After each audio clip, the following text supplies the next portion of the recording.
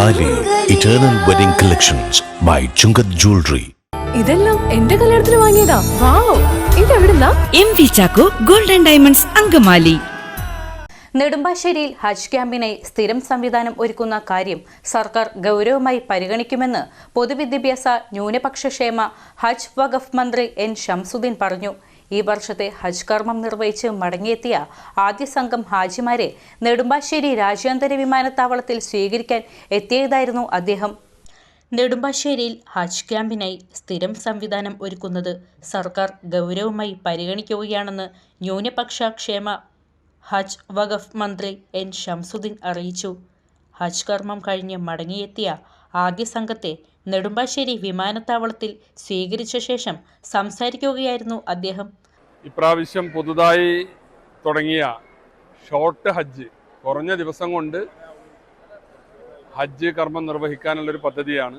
അതിൽ പോയി മടങ്ങി വരുന്ന ഹജ്ജ് കർമ്മം നിർവഹിച്ച് വരുന്നവരെയാണ് ഇപ്പം ഞങ്ങൾ സ്വീകരിച്ചത്. അപ്പോൾ അവർ പൊതുവിൽ യാത്രയിലും അവിടുത്തെ കർമ്മങ്ങളിലും മടക്കയാത്രയിലും ഒന്നും അങ്ങനെ പറയത്തക്ക പ്രയാസങ്ങൾ അവർക്കാർക്കും ഇല്ല, പരാതികളുമില്ല. ഹജ്ജുമായി ബന്ധപ്പെട്ട് അവർക്ക് നൽകിയിരുന്ന സ്മാർട്ട് വാച്ചിൻ്റെ കാര്യത്തിലാണ് ചെറിയൊരു വേണ്ടത്ര പ്രവർത്തനം ഉണ്ടായില്ല, അതിൻ്റെ ഒരു പ്രയാസം പറഞ്ഞു. പിന്നെ ചിലരുടെ താമസവുമായി ബന്ധപ്പെട്ട ചില വേണ്ടത്ര ശ്രദ്ധ കിട്ടിയില്ല. സ്ത്രീകൾ മാത്രമുള്ളവർക്ക് ഒരു കുറെ കൂടി സുരക്ഷിതമായത് തന്നുകൂടെ നൽകാമായിരുന്നു എന്നുള്ളൊരു അഭിപ്രായമൊക്കെയാണ് അവർക്കുള്ളത്. ഭക്ഷണത്തിൻ്റെ കാര്യത്തിലും മറ്റ് വിഷയങ്ങളുണ്ടാകുമ്പോഴുള്ള അവരെ ശ്രദ്ധിക്കുന്ന കാര്യത്തിലൊക്കെ അവിടെയുള്ള നമ്മുടെ പ്രവാസി സംഘടനകളൊക്കെ നന്നായി അവരെ സഹായിച്ചെന്നും അവരെ സഹായമൊന്നും ഒരിക്കലും മറക്കാൻ കഴിയാത്തതാണെന്നും ഒക്കെ ഇപ്പോൾ വന്ന സഹോദരിമാർ പറഞ്ഞു. നല്ല രീതിയിൽ ഇത്തവണത്തെ നമ്മളെ കേരളത്തിൽ നിന്ന് പോയ ഹാജിമാരുടെ അവിടുത്തെ ഹജ്ജ് കർമ്മവേളയിലും തുടർന്നുള്ള യാത്രയിലുമൊക്കെയുള്ള കാര്യങ്ങൾ മോണിറ്റർ ചെയ്തുകൊണ്ട് ഹജ്ജ് കമ്മിറ്റി ആ കാര്യങ്ങളൊക്കെ വളരെ ശ്രദ്ധിച്ച് മുന്നോട്ട് പോകുന്നുണ്ട്.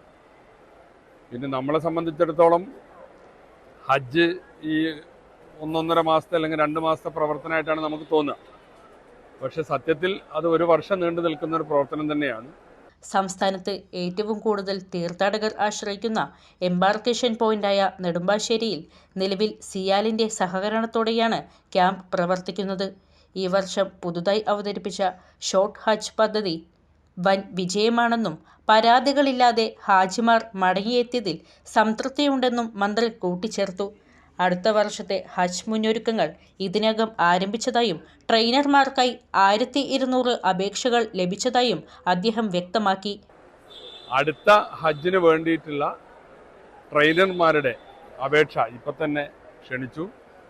ഇതിനകം 1200 അപേക്ഷകൾ ആ കാര്യത്തിൽ കിട്ടിയിട്ടുണ്ട്. അപ്പോൾ ആ പ്രവർത്തനമൊക്കെ നമ്മൾ തുടങ്ങുകയാണ്. അപ്പോൾ ഹജ്ജ് കർമ്മം ഈ വർഷത്തേത് കഴിഞ്ഞുള്ള ഹാജിമാർ മടങ്ങി എത്തുന്നേ ഉള്ളൂ.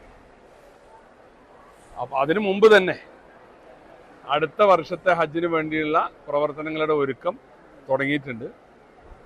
പിന്നെ ഈ വകുപ്പും ഹജ്ജ് കമ്മിറ്റിയൊക്കെ ആയിട്ട് ബന്ധപ്പെട്ട് ഞങ്ങൾ ചില പദ്ധതികളൊക്കെ ആസൂത്രണം ചെയ്യുന്നുണ്ട്. കുറേ കൂടി ഈ ഹജ്ജ് ഹൗസുകളെയൊക്കെ സമൂഹത്തിന് ഉപകരിക്കുന്ന വിധത്തിൽ കുറച്ചുകൂടി പ്ലാനും പദ്ധതിയൊക്കെ അതിൽ കൊണ്ടുവരിക, ചില വിദ്യാഭ്യാസ സ്ഥാപനങ്ങൾ അത് കേന്ദ്രീകരിച്ച് നടത്തുക എന്നൊക്കെയുള്ള ചില പ്ലാനുണ്ട്. അതിൻ്റെ വിശദാംശങ്ങളാകുന്നേ ഉള്ളൂ. ആകുന്ന മുറക്ക് അത് പറയാം. പുലർച്ചെ 395 തീർത്ഥാടകരുമായി എത്തിയ ആദ്യ വിമാനത്തെ മന്ത്രിയുടെയും ഹജ്ജ് കമ്മിറ്റി ചെയർമാൻ ഹുസൈൻ സഖാഫി ചുള്ളിക്കോടിൻ്റെയും നേതൃത്വത്തിൽ സ്വീകരിച്ചു.